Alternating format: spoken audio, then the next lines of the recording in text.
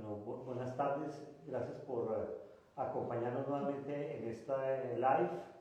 Hoy tengo una invitada muy especial para hablar de un tema que ella misma escogió y por eso vamos a preguntarle por qué lo hizo. Vamos a esperar 30 segundos a que se conecten más personas y damos comienzo. Bueno, yo creo que buenísimo hacer este live porque la relación entre corazón y riñón. Sí, señor. No es que nunca haya existido, sino que cada vez. Pensamiento, ¿no? Antes eran como más egos, más cosas de esto, lo dijo el cardiólogo, no cabe nadie más. Y así es la cardiología, ese cardiólogo de consultor del clavo, ya es una práctica obsoleta. Y cada vez tenemos más de otras especialidades. Tenemos con el Vexus, que pasamos por el hospital. Bueno, para mí es un gusto presentarles a la doctora Alejandra Molano. Ella es médica de la Universidad Nacional, especialista en medicina interna del Hospital La Samaritana, que tiene un convenio con la Pontificia Universidad Javeriana, nefróloga también de la Universidad Javeriana. Hizo un fellow del Instituto Internacional de Investigación Renal de Vicenza, en Italia, y actualmente es la directora de posgrado de nefrología en la Cardio, Fundación Cardio Infantil, y es una persona con la cual trabajamos hombro a hombro. Cada vez nos encontramos más los cardiólogos con los nefrólogos y en especial con la doctora Alejandra. Por eso la invité a esta sesión y le pregunté, bueno, vamos a hablar de qué, de hipertensión, de falla renal aguda, de falla renal crónica, de infección urinaria, y ella me propuso un tema que me parece al lugar, me parece importante, es el impacto de los medicamentos cardiovasculares en el riñón. Bienvenida, Alejandra. Gracias por acompañarme en esta sesión. Como usted sabe, aquí lo que buscamos es llevar nuestra práctica diaria a quienes nos escuchan. Generalmente son pacientes, son familiares, son amigos nuestros, hay algunos médicos, y tratamos de mandar un mensaje que sea claro a la comunidad de lo que hacemos, un mensaje de manejo ético, académico, interdisciplinario, en equipo, y así es como lo hemos venido manejando. Y este tema, y siempre con nefrología, creo que esto es como anillo al dedo. ¿Qué es lo que está pasando? ¿Qué es lo que pasa en el riñón con los medicamentos que damos en el corazón? Entonces yo como cardiólogo, con todo el equipo, cada vez están saliendo más medicamentos para el tratamiento de la falla cardíaca, de la hipertensión arterial, medicamentos para las arritmias cardíacas, tratamientos para el control del colesterol, y muchos de nuestros pacientes están tomando diferentes medicamentos de estos. Entonces, los inhibidores llamamos de la angiotensina, del inhibidor de la enzima convertidora de la angiotensina, inhibidores ALA2, que inhiben la angiotensina 2, damos diuréticos, damos SGLT2, y entonces son una cantidad de medicamentos que han demostrado un gran beneficio a nivel cardiovascular. Controlan la hipertensión arterial, mejoran la complacencia vascular, estabilizan la enfermedad aterosclerótica, controlan las arritmias, deshinchan al paciente, lo hacen sentir bien, mejoran la expectativa de vida, pero Pero y no tan pero, porque también los mismos medicamentos tienen los efectos benéficos a nivel renal, No. sobre todo en poblaciones diabéticas y en poblaciones que tienen proteína en la orina.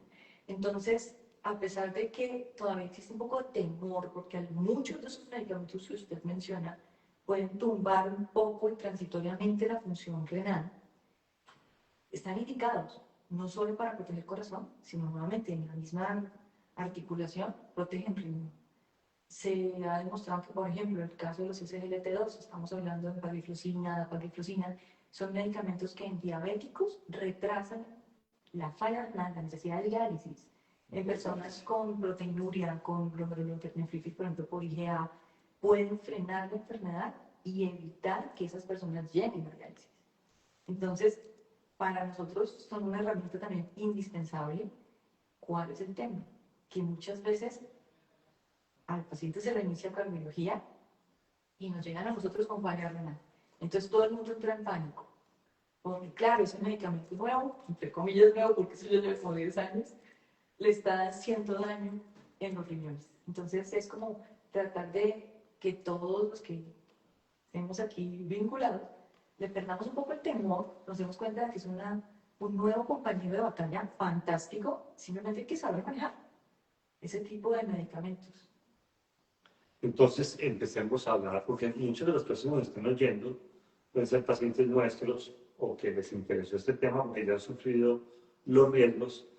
¿Cuáles son los riesgos de los medicamentos que usamos los cardiólogos o los internistas con efectos cardiovasculares que puedan afectar el riñón? ¿Y por qué? ¿Qué es lo que está pasando? Ok, en general, casi todos los medicamentos que utilizamos para la presión arterial, o los diuréticos, o los medicamentos nuevos como la empagliflozina, o por ejemplo las inyectables que utilizamos ahora, que también para bajar de peso lo están utilizando, van a afectar de alguna manera la forma en que la sangre, la presión de la sangre, al entrar al aparato más chiquitico del riñón que se llama el glomérulo. Para tratar de enfocarnos, un glomérulo es como un colador. Entonces, eso requiere una presión de entrada de la sangre, una presión de salida de la sangre. Estos medicamentos lo que hacen es jugar con qué tanta presión entra a la maquinita, al colador, y con qué presión sale. Si se mantiene ese equilibrio de la presión dentro del glomérulo, tenemos un riñón saludable. Los medicamentos de los que estamos hablando cambian esa presión dentro del glomérulo y bajan un poco la cantidad de sangre que se filtra, y eso se ve como una lesión renal aguda. Es decir, se aumenta la creatinina. El punto es que esto no es una cosa a largo plazo. Lo que está descrito es que más o menos a las 4 semanas de iniciados estos medicamentos, ya vuelve a normalizarse sin necesidad de suspenderse el medicamento. Entonces, el susto es ese. Se empezó a tomar uno de estos medicamentos y se le subió la creatinina.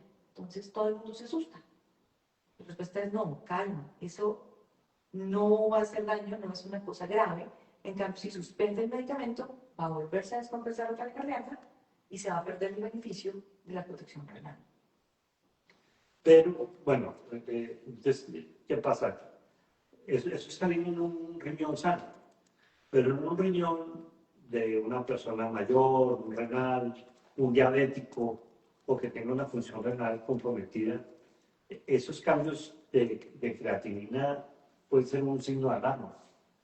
Si es más del 40%, el cambio uno puede que tenga que pensar en disminuir dosis o, por ejemplo, ajustar o empezar medicamentos con dosis ajustadas a la función renal. Correcto. Y también una cosa importante, de pronto un punto en el que nos encontramos cardio y nefro es la cantidad de agua, que es un problema.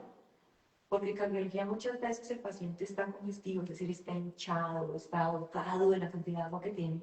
Entonces le ponemos diurético para deshincharlo, le ponemos los medicamentos para la tensión, los de proteger el corazón, y le decimos no tome agua porque se va a volver a hinchar. El problema de estos medicamentos es que hagan que la persona orine más. Y si yo me deshidrato por la orinadera, mi creatinina se va a subir más, no solamente por el efecto del medicamento, sino porque estoy deshidratado. Entonces, eso hace que el daño renal sí sea un poco más importante que sea significativo y que probablemente la respuesta no sea suspenda la droga, sino tome un poquito más de agua. Entonces, lo que nosotros desde Nefro les sugerimos a los pacientes de falla cardíaca es pésese todos los días, de manera que usted sabe, estoy en mi peso seco. Si me deshidraté mucho por los medicamentos, sé que tengo que tomar un poquito más, porque esta droga, yo siempre les digo, esta es celosa para el agua. Entonces, si el paciente se baja mucho de peso porque está seco, no es suspender la droga, es tome un poquito más de agua para evitar el daño renal adicional. Muy bien. Pero entonces, digamos, un paciente hipertenso. Hablemos primero de los pacientes que su riñón está funcionando bien, que no está en falla cardíaca. Un paciente hipertenso va donde su médico, donde su cardiólogo le formula estos medicamentos. ¿Qué cuidado debe tener la persona sana, joven, hipertensa con el riñón? Bueno, las medidas generales. Lo primero es, ya es hipertenso, ya tiene un daño o por lo menos un factor de riesgo para la enfermedad. Sí. Entonces, comprométase con su hipertensión arterial, ejercicio, peso saludable, hábitos de dieta, bajo en sal, no fume y tómese la droga de tensión. Debe procurar tener cifras tensionales idealmente menor de 125 la sistólica para garantizar buenos desenlaces no solo renales, cardíacos, cerebrales y que llegue con una hipertensión controlada al resto de su vida. Perfecto. Pero este paciente debe cuidar, se debe hacer evaluaciones de su función renal periódicamente. Sí, todos los hipertensos ya entramos en un grupo de factor de riesgo. Entonces, como el tema es ese, sí. Entonces el paciente que está tomando medicamentos antihipertensivos debe medirse los niveles de creatinina. Correcto. 1 o 2 veces al año. Al menos, sí, señor. 1 o 2 veces al año. Entonces, espacial de vena. Es decirle a su médico tratante que le pida mediciones de función renal para ver cómo está el riñón y un pasar de orina, sobre todo buscando sangre y proteínas. Y muy importante, la ecografía. Una ecografía. Porque con alguna frecuencia la hipertensión arterial no es de viejito, no es enfermedad básica, sino que hay una cantidad de enfermedades secundarias que llevan a hipertensión. Sí. Entonces es clave pensar siempre si la hipertensión es una cosa que le iba a dar o si tiene otra enfermedad de base que esté generando. Un factor ya estructural, renal, arterial que le esté produciendo. ¿Y qué pasa, digamos, entonces, bueno, con la población de más alto riesgo, digamos, me preocupa, cada vez estamos viendo pacientes de mayor edad. Tenemos pacientes de 90 años, de más de 100 años. Tenemos pacientes de 85 años que antes no estaban en buenas condiciones. Encontramos pacientes de 90 años que están en muy buenas condiciones y los tratamos para todas estas enfermedades cardiovasculares. Están polimedicados, tienen una cantidad de medicamentos. Creo que es una población que es de alto riesgo, como el diabético, como los pacientes que han tenido un deterioro de la función renal, un riñón único. Estos medicamentos, ¿qué daño le pueden hacer al riñón y cómo lo podemos controlar? O el paciente quiere decir al médico, oiga, mucho cuidado, que estoy tomando mucha droga, ¿o qué? El paciente anciano en general se maneja siempre evitando la polifarmacia, que es esa cantidad combinada de medicamentos, porque la mayoría van a interactuar. El paciente anciano, sobre todo, se llama el superanciano, tiende a ser más sensible a los medicamentos. Entonces, por ejemplo, los medicamentos de la tensión arterial, con el olor, puede que el paciente se le baje la tensión, vienen los desmayos, vienen los cambios, por ejemplo, en cambios de posición, el mareo, la caída. Son pacientes tremendamente sensibles, son muy en el anciano, el uso de los diuréticos en un anciano, de hecho, la vejez es una deshidratación. Entonces, el exceso de diuréticos en el anciano puede agravar esos cambios de presión y agravar el daño renal. Entonces, hay que tener mucho cuidado con esos excesos de diuréticos, sobre todo en el paciente anciano. Y sobre todo que vienen, por ejemplo, toda la vida tomando droga para la tensión. Ya no están necesitando probablemente toda la droga. Entonces, eso es un capítulo aparte. El paciente anciano es de más cuidado. ¿Qué otros medicamentos, digamos, los diuréticos, digamos, todos los inhibidores de la ECA, que son el enalapril, los captopril, también tienen efectos, pueden tener efectos adversos? Sí, señor. ¿Cuáles son los efectos adversos de esos medicamentos? Eso, sobre todo en el PRI, que se pide, ahorita todavía se utiliza. Sí, todavía se utiliza. El potasio alto y el aumento de la creatinina, que es raro. Ya uno con el enalapril no ve ese cambio. Porque eso Pero es el potasio alto sí. Y los inhibidores los árados, como son todos estos, los sartán, valsartán, telmisartán, todos estos, ¿qué efectos adversos? Son muy similares a los enalapriles, potasio alto y pueden generar también cambios en la creatinina. Es muy frecuente que la gran mayoría de los pacientes casi son medicamentos de primera línea en hipertensión y de primera línea en falla cardíaca. Entonces, la recomendación para estos pacientes también es que se midan potasio, Sí, señor. creatinina Correcto. y un parcial de orina, por lo menos. Es como lo básico, sí, señor. Y estar, digamos, por ejemplo, nuevamente los combinamos. Entonces, si aparte toma de las otras familias, por ejemplo, los diuréticos ahorradores de potasio, Tienen acompañados. correcto, espironolactona, suelen ir de la mano. Esa combinación de esos dos medicamentos, o por ejemplo, ya si estamos en la última línea de manejo finerenol, ese tipo de medicamentos suben muchísimo el potasio, para que todos estemos como enfocados. El potasio alto suele ser inocuo, una persona sana no tiene por qué subirse el potasio. Su riñón es muy sabio y se va a encargar de eso. Pero si su riñón ya tiene un dañito y le pongo medicamentos que hacen que el potasio se suba en la sangre, y si ya de base tiene un compromiso renal, el potasio alto puede parar el corazón. Esa es una de las pocas urgencias para nefrología, un potasio alto, porque es muy grave. Entonces, si uno sabe que tiene esos medicamentos, que tiene ese riesgo para subir el potasio, debería hacer dieta de potasio. Entonces, evitar los alimentos ricos en potasio y el médico debería formular un medicamento para bajar el potasio en la sangre que permita seguir con el medicamento que necesita. Muy bien. ¿Qué pasa con estos GLP-2? Los GLP-1, los SGLT2 son medicamentos, entonces digamos, los SGLT2 ya cada vez estamos como más familiarizados con eso. Son un boom, eso yo siempre he pensado que eso es como... Los nombres genéricos son... Dapagliflozina y alpagliflozina. Eso es como cuando apareció en enalapril, que todo el mundo tomaba enalapril, cuando llegó aspirina, que todo el mundo tomaba aspirina. Estamos cada vez más utilizándolos en la población.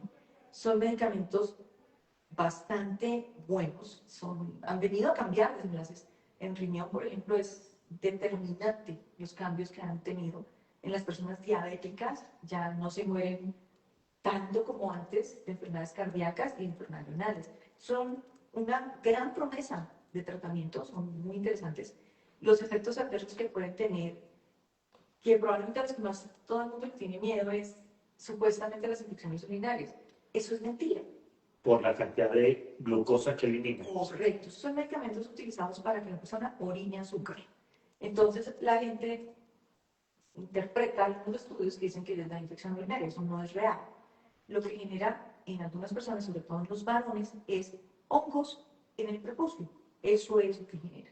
Entonces, son cosas que se pueden evitar simplemente con aseo, con medidas, incluso si hay casos muy severos, incluso hace poco salió un artículo, con hacer circuncisión en el señor, si está con algo crónico, pero tratar de no quitar el medicamento para no perder el efecto benéfico por temor a una infección muy sensible.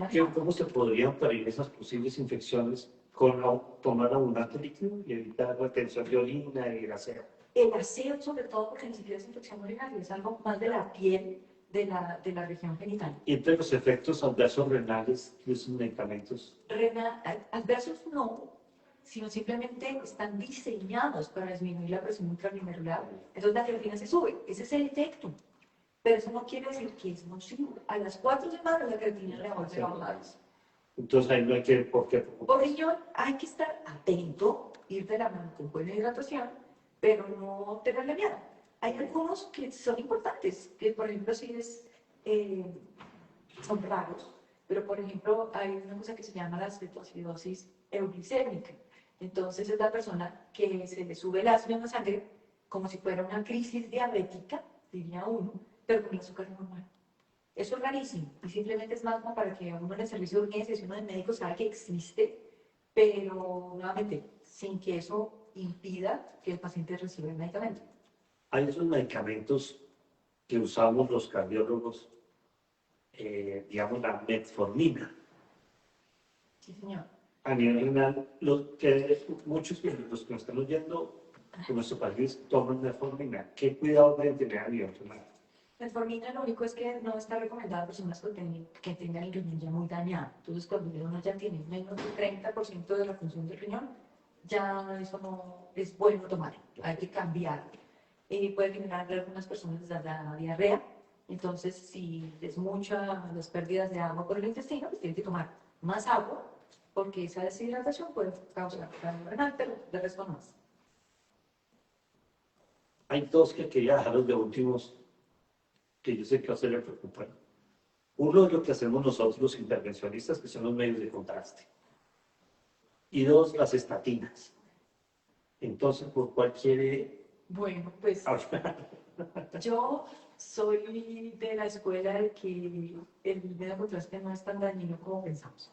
De hecho, cuando yo estudiaba, le teníamos muchísimo miedo y había una cantidad de artículos de esto para evitar el daño, haga esto, haga lo otro. Realmente lo que uno ve casi 20 años después es que eso no existe en realidad. Son exóticos los casos en los que se genera una lesión renal solamente por el medio de contraste. Hablamos de medios de contraste de cateterismo, de TAC, no de resonancia, ese menos nos preocupa. Cada vez le tenemos menos miedo a los medios de contraste. Sí sigue siendo una recomendación adecuada hidratarse bien antes de recibir esos medios de contraste, más como por si acaso y por tener la tensión arterial buena antes, digamos, de ese impacto. Digamos, la evolución nos ha permitido a que, como tenemos mejores equipos, Correcto. mejores imágenes, hay mayor aprendizaje, mejor curva de aprendizaje, ya hacemos procedimientos con altísima calidad, con menor cantidad de medio de contraste. Correcto. Entonces ya ese daño renal que veíamos hace 20 años Ya no. es muy raro, entonces ya usamos la tercera parte del medio de contraste, ya hay medios de contraste mucho más seguros y también el paciente llega con menos ayuno, se dilatan y hay más cuidado. Correcto. Entonces, el medio de contraste, creo que todos tenemos las alarmas prendidas. Entonces, al tener altos prendidas ya no vemos tanto efecto adverso. ¿Y las estatinas? Y las estatinas. Las estatinas a nivel renal son protectoras, pero el efecto adverso de las estatinas, levastatina, rosuvastatina, lovastatina, pravastatina, se usan para bajar el colesterol, se usan para prevenir la enfermedad cardíaca, los USBs, pero tiene un efecto adverso y es que en raras veces, aunque lo vemos, destruyen los músculos. Eso se llama rhabdomiólisis. Entonces esos músculos rotos, todas esas toxinas de las células tapan los riñones. No se pueden excretar y tapan el riñón y hacen los pacientes falla renal aguda. Y es grave, es importante. ¿Qué tan frecuente se ve aquí la rhabdomiólisis? Debería ser rara, pero recientemente hemos visto más de lo habitual. ¿Con alguna estatina en especial o en alguna población en especial? ¿O con dosis especiales o después de tanto tiempo de uso? Lo que hemos empezado a notar es que los pacientes más ancianos, sobre todo pacientes mayores de 75 años, con dosis altas y que tengan alguna otra cosa. Entonces, por ejemplo, estaba tomándose su droga que lleva 5 años tomándola y le dio una diarrea viral y se deshidrató. Ese es como el escenario más un gatillo que no aguantó más el riñoncito. Pero es una complicación extraña, pero sí las personas que tomen estatinas, es importante, por ejemplo, que si sienten debilidad muscular o dolor muscular, pero severísimo, como si hubieran hecho maratón, y es un agotamiento muscular imposible, Por favor, vaya urgencias, hay que mirar que no sea el medicamento que Me está hay una creatinquinasa correcto. y es. Sí. Tal vez uno de los medicamentos donde hay más abuso son los antiinflamatorios no esteroideos, que tienen efectos adversos para el corazón, que tienen efectos adversos para el riñón. Son estos antiinflamatorios que se usan para dolores articulares o para dolores de cabeza o dolores lumbares y que hay una propaganda enorme para su uso. Son de venta libre y se abusa mucho de ellos.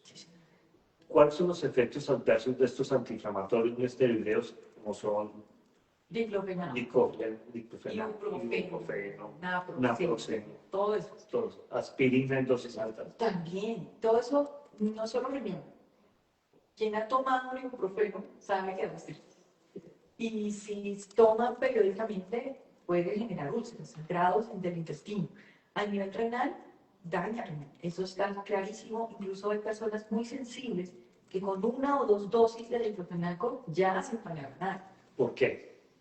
Hay unos mecanismos, nuevamente hablamos del glomérulo, la presión de entrada y la presión de salida de la sangre. Y esto genera que se aplaste la arteria por la que entra la sangre del glomérulo. Entonces no le llega sangre al riñón, el riñón se muere.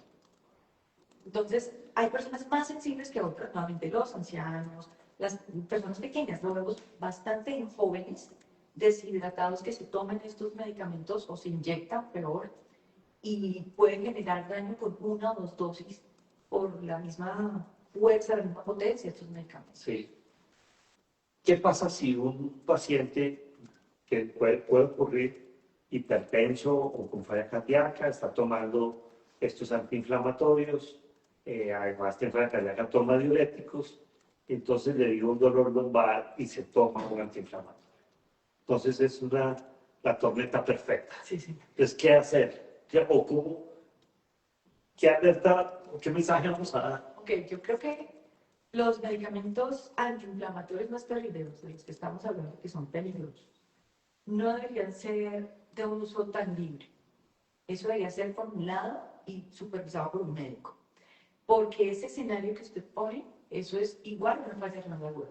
A ese paciente no le va bien. Entonces, si uno tiene un dolor y tiene que manejarlo en casa, y pasa acetaminofén. El acetaminofén no tiene esos efectos adversos sobre el riñón, no tiene efectos adversos sobre el corazón, no interactúa con los medicamentos. El único cuidado de tener con acetaminofén es en las personas que sufren del hígado, que tienen restricción con eso, y nunca jamás tomar más de 6 tratamientos de acetaminofén al día, porque se va a fundir, se va a morir el hígado. Pero tomarse 2 por la mañana o 1 por la mañana por la noche debería ser suficiente y evita esos riesgos. Si por error ocurrió eso, hidrátese bien para tratar de que el daño sea un poquito menos, atenuar el daño de los 3 totazos que le estamos dando a los riñoncitos. Entonces son 3 medicamentos que tienen efecto adverso y son efectos adversos que actúan en diferentes formas en el riñón y los 3 se suman y el daño renal es mayor. Sí, señor. O sea, los antihipertensivos, como decíamos, más un diurético, más un antiinflamatorio, un analgésico. Correcto. Yo creo que con que mandemos este mensaje, Ganamos. creo que cumplimos con la tarea de poner en alerta y así reducimos muchas de las complicaciones que están viendo los nefrólogos de ver pacientes complicados, deteriorados, que terminen en una diálisis y perdiendo sus riñones. Los mensajitos de los renales crónicos, porque mis pacientes de nefrología con alguna frecuencia pues tienen falla cardíaca, casi siempre. Entonces la dieta, sobre todo en enfermedad renal crónica avanzada, es clave no olvidar las restricciones de potasio, las restricciones nutricionales para evitar que vaya a haber complicaciones quienes tengan ustedes que suspender la droga. ¿Qué alimentos tienen potasio? La mayoría, pero del consumo más cotidiano en Colombia, tomate, pero más frecuente, papa, yuca, plátano, la panela, la guayaba, y eso es el 80% del porcentazo del día a día. Entonces es preferir evitar esos alimentos y, por ejemplo, arroz pueden consumir, maíz pueden consumir. Los pacientes en diálisis se les explica, por ejemplo, cómo dializar la papa para que no tenga tanto potasio. Entonces, el alimento se pela, se parte en trozos, se deja en agua, al menos 2 horas, se bota esa agua y algo disminuye. No es perfecto, pero disminuye un poco. Lo ideal sería, uno puede vivir sin papa, pero si se muere de ganas, entonces papa dializada puede ser una estrategia. Existen otros, por ejemplo, y para nosotros es un gran problema. Dializar la papa. Que no es diálisis, sino lixiviación, pero para que el paciente no use más, tenemos papa dializada. Pero, por ejemplo, suele pasar que el paciente renal crónico tiene anemia y la vecina le dice, tome juguito de hígado con mora, o pajarilla, o morcilla. Claro. Porque eso tiene mucho hierro y le va a ayudar a la anemia. Sangre, eso tiene una cantidad de potasio. Correcto. Entonces, todos los alimentos a base de vísceras. Las vísceras dañan muchísimo a los pacientes renales porque sube mucho el potasio y tampoco se deben consumir en presencia de esos medicamentos que hemos mencionado. Muy bien. Muy bien. ¿Cuál es el efecto renal de algunos otros de estos medicamentos para bajar de peso? ¿Me alcanzó a nombrar algo de eso? Exacto. ¿Qué está pasando ahí? Bueno, los GLP-1 también fantásticos, cambian desenlaces cardíacos y algunos desenlaces renales maravillosos para los diabéticos. Al tener en cuenta de lo que estamos hablando de prevención, generan rechazo a los alimentos. Estos son medicamentos que inhiben la sensación de hambre. Sí. Entonces la persona puede pasar todo el día sin comer ni beber porque no tiene hambre. Y esa es la idea, que no tiene eso. Pero si no como porque no tengo apetito, pues de todas maneras el azúcar va a bajar, puede haber cambios en el cerebro, digamos, mareo, malestar, y si no bebo, voy a ser fatal. Incluso a otras personas estos medicamentos les dan unas crisis de vómito muy importantes. Entonces es importante siempre, esto no es como de pronto uno percibe en las redes sociales, que me aplico esta inyeccióncita a la semana y ahora soy flaco como una modelo. Esto debería ser formulado por un médico, supervisado. Y de venta libre, todos los especialistas formulan. Perfecto. Y esto no es gratis, esto es una cosa de cuidado. Es maravilloso, nuevamente, pero llevado por un médico a la persona que lo necesite, no es cosmético. Muy bien, tienes razón. ¿Qué pasa con los antibióticos? Sí, señor. A veces tenemos en medicina cardiovascular también que dar antibióticos por meses, digamos, pacientes que tienen endocardititis bacteriana. Y uno de los problemas también es la vigilancia de la función renal. Correcto. No todos los antibióticos se pueden dar a los pacientes con compromiso de la función renal. Si es necesario, se tienen que ajustar. Entonces, dependiendo de qué porcentaje de función renal tenga la persona, uno como médico sabe qué dosis debe dar y cuál medicamento utilizar. Entonces, cuando son, por ejemplo, esos casos, ustedes son los expertos, ustedes saben qué dosis dar y están atentos. Es más peligroso cuando es el señor de la farmacia o la vecina la que le dice, tómese esta pastillita, que esto es buenísimo, y de pronto le genera un daño renal. Muy bien. La autoformulación está mandada a recoger. El tabaquismo, el consumo de cocaína, de anfetaminas, de estimulantes, que vemos relativamente frecuente cada vez más en pacientes con enfermedades cardiovasculares. ¿Qué efectos pueden tener? Porque hemos hablado, digamos, en esta sesión con toxicólogos de los efectos cardiovasculares de estas drogas, pero ¿cuáles son los efectos renales también del consumo de estas sustancias ilícitas? Ok, empezando por el tabaco ilícita, que tampoco debería ser. El tabaco, así como afecta al corazón, produciendo endurecimiento de las arterias, también endurece las arterias renales, genera más hipertensión, y los riñones, esos coladores de los que hablamos, se vuelven rígidos, ya no funcionan lo mismo y se mueren. Entonces, hay un daño directo del cigarrillo sobre riñones y un efecto indirecto por la enfermedad cardíaca por hipertensión arterial. La cocaína, así como constriñe ciertas arterias del corazón, puede generar lo mismo en las arterias renales. y las manifestaciones son un poco más escandalosas. En corazón voluntario, en riñón es una cosa que se cierra completamente las arterias y la persona empieza a romperse su sangre tratando de entrar a ese glomérulo. Es una cosa que se llama una microangiopatía trombótica y es masivo porque toda su sangre se empieza a romper dentro de su cuerpo. Genera falla renal, pueden tener alteraciones neurológicas, es una emergencia, es gravísimo. Incluso con dosis bajas de cocaína, el paciente tiene el riesgo de esto. Y todo lo que son los estimulantes en general, el éxtasis, el y todo eso, pues genera crisis hipertensivas que pueden llevar a perfundir menos el riñón y hacer falla renal. Y muchos de esos se consumen con alcohol. Sí. Entonces el efecto es sinérgico. Correcto, y no toman agua, entonces muy bien. Maravilloso. ¿Tenemos preguntas? Sí, doctor, nos preguntan, ¿los betabloqueantes como carvedilol o metoprolol pueden impactar la función renal? Realmente no. En algunos casos, y raro, el betabloqueador, sobre todo el metoprolol puede generar un poquito de hipercalemia, aumentos de potasio, pero rarísimo. Pero en general no es problemático para el riñón. En general, los betabloqueadores pueden mejorar la diuresis, ¿o no? Pues digamos que al mejorar un poco la falla cardíaca puede generar algo de beneficio. Pero entonces tiene un poco efecto renal. No es problemático, excepto si tiene problemas de potasio. Ya. Nos preguntan, doctora, ¿qué tan seguras son las estatinas en trasplante renal? Son muy seguras, nuevamente, toca es hidratarse bien y estar atento a que no tenga los dolores musculares de la rhabdomiólisis, pero en general los usamos y mucho. Nos preguntan, Importante cardíaco también. También. ¿Cómo prevenir esa ruptura muscular? Hidratándose. Entonces es como estar haciendo chequeo periódico de la CPK y manteniéndose hidratado y utilizando las dosis que son. Doctora, ¿cuál es la expectativa de vida de una persona que es paciente renal crónica, creatinina en 4,6 y no quiere dializarse?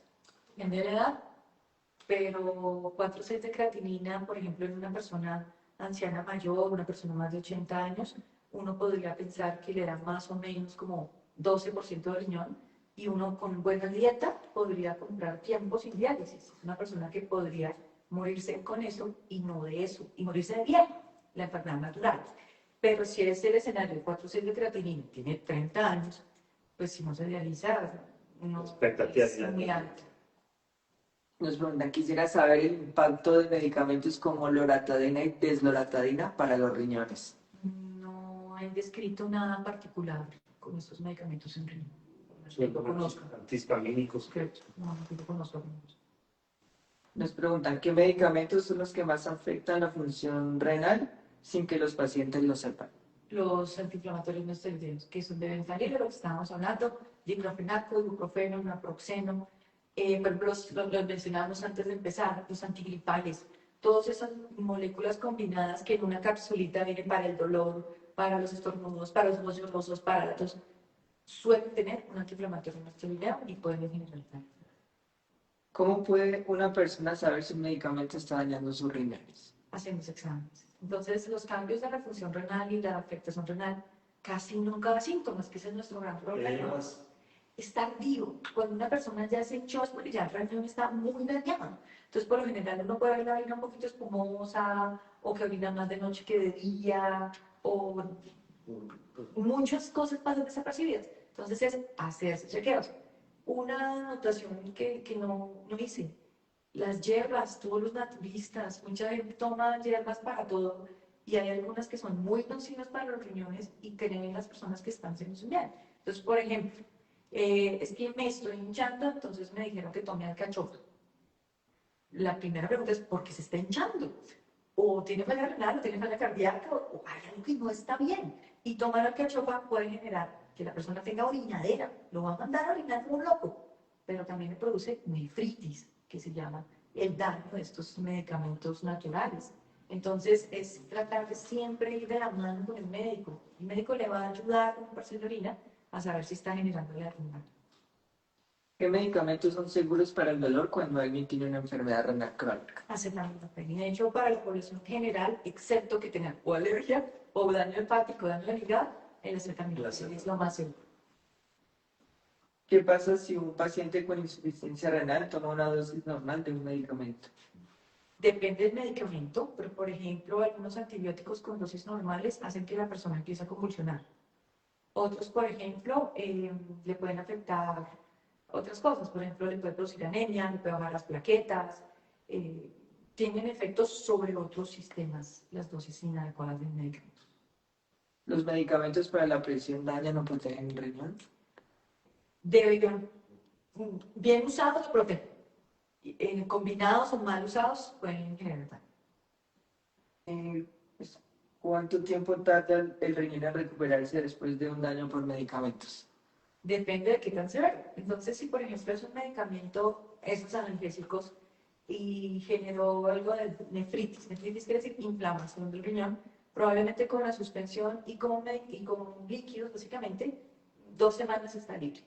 Pero si es el caso del que hablamos, el deshidratado, con 3 medicamentos, las células no solamente se inflamaron, las células renales, las células se murieron. Entonces toca esperar más o menos 6 a 8 semanas a que las células muertas del riñón sean reemplazadas por una nueva población de células, y esto puede tardar hasta 3 meses en recuperarse. Algunos nunca se terminan de recuperar. ¿Existe alguna cura para las personas con diálisis? Trasplante.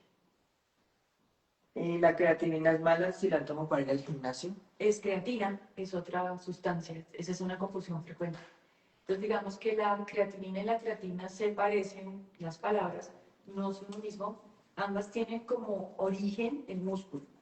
Entonces lo que hacen las personas que quieren ponerse muy rayados, como dicen los gimnasios, que se quieren marcar mucho su musculatura, es tomar creatina que genera edema, es decir, le echa agua a los músculos. Eso es lo que genera. Simplemente como que hincha las fibras musculares, entonces la persona se siente muy fuerte. Eso no quiere decir fuerza, quiere decir una fibra muscular grande de agua. O sea, es una falsa imagen.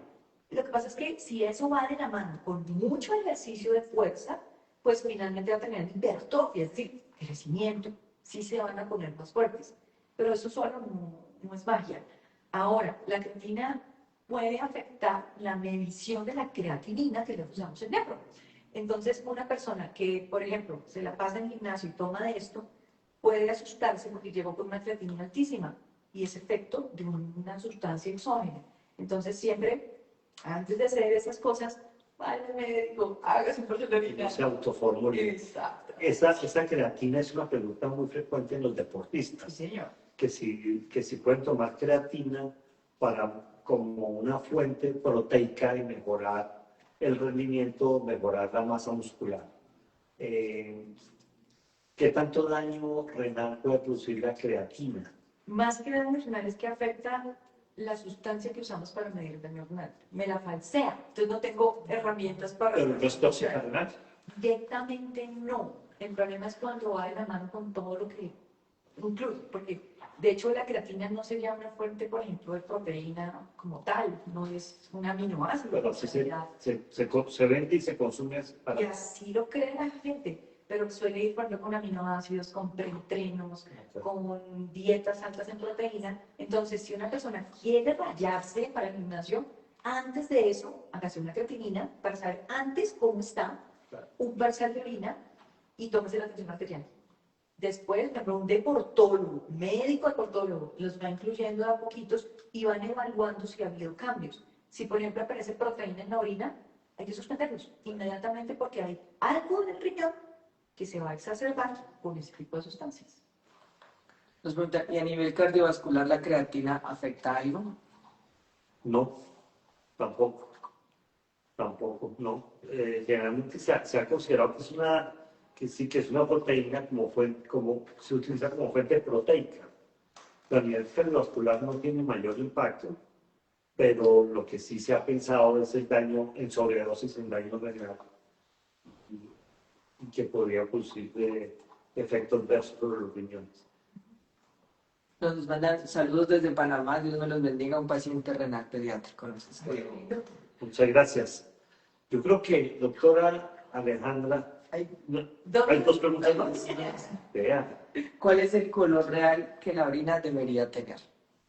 Es muy variable. Entonces, por ejemplo, normalmente cuando uno se despierta, la orina es más oscura que en la tarde. eso va a depender del grado de hidratación. Entonces, siempre les procuramos decir a los pacientes que debería ser como jugo de manzana clarito. Entonces, el color debería ser así, como un juguito de manzana. Si la harina se vuelve como agua de panela o como té, probablemente tiene sangre, aunque no la vea roja. O si es como agua pura, de pronto, o tiene un daño renal, porque, por ejemplo, las personas en diálisis se orinan como agua, o se les fue la mano en el agua. Entonces, el color ideal es más o menos como jugo de manzana clarito. Bueno, y nos preguntan, ¿cómo pido la cita para nefrología en la cárcel? Bueno, acá dentro del Call Center tenemos el acceso a tanto por preparadas como por las CPS, los convenios de nefrología. La comuniquen con nefrología. Correcto. Y la última ¿es normal ir muchas veces al baño sin tomar tanta agua? Depende de muchas cosas. Entonces, por ejemplo, si una persona tiene la vejiga pequeñita, puede generar eso. Pero también, si la persona orina cada ratico y le hace infección urinaria, probablemente pensemos en una poliaciuria. O, por ejemplo, si es un señor y tiene orinadera, pues es la próstata. Sí. Entonces, hay que estudiar. Normalmente no debería ser tan frecuente. Bueno, yo creo que es un tema muy importante. No es usual que se hable de este tema. Yo creo que hemos cumplido con lo que hemos querido desde la cardio, hacer la medicina de corazón, mandando información clara a nuestros pacientes, a la comunidad, y aquí estamos para ayudar y para mejorar la salud de quienes nos consultan. Gracias, doctora Alejandra, por acompañarnos en esta sesión. Gracias a todos. Gracias.